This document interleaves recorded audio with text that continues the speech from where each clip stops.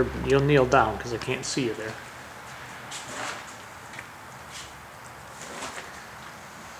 Well, this is my deer that I shot yesterday.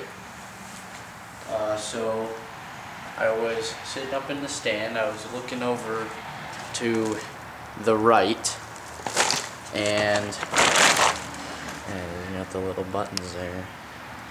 And I got a text from Dad that says there's a button buck walking. He just walked up to the field. The field's out on my left. So I looked over, right, and I see the deer. Like, I just looked over and it was there. It was about 80 yards out in front of me and to the left. And it kind of zigzagged its way up towards our little sugar beet bait pile. Pull the front part of the tarp down on this side.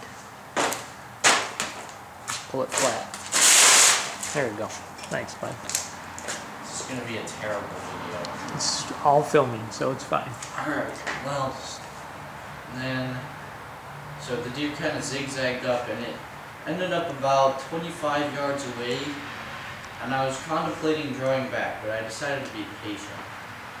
So then it did end up moving. It moved right over to this little pile of sugar beets.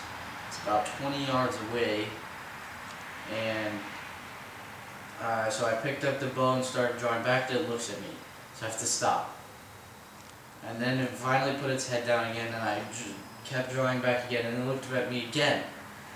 And then finally it put its head back down, and I was able to draw back all the way. And then right as I lined it all up and aimed it, ready to take the shot, it puts its head back and like scratches right where I'm aiming. So I have to like stop again. And then finally it moves its head, puts its head down, and takes another bite of the sugar beet, and I shot, hit it right in the bum. Yep. Yep. And we tracked it for a while. Yeah, we tracked it for a while. It was spilling blood all over the place. I mean, real good blood trails, almost like somebody squirted ketchup all over the ground, like kind of, line. Yep. We could just follow it.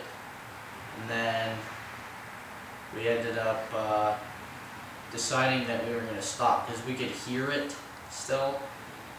We could hear it still moving around and stuff, so we decided to wait for a little bit. So we waited, and then it was like a little bit later, like 30 minutes later, 40 minutes later, we went back out and we picked up the blood trail and where it came off, or where we left it, and it seemed to have stopped. And so we were looking around for a while, but the blood, it came from this like real big, just kind of pile of blood to just nothing for a couple yards until finally Dad finds the blood a little bit further down the path. And so then, unfortunately, the deer barreled its way through some of the brush and thick brambly stuff. So yeah, we took that through, and then out the other side there was another little path. And then from there, across the path, there was this real thick, there's a couple of plants and everything, and it was just soaked with blood. And we looked in with the flashlights, and you could see it right there. All right. Good job, bud.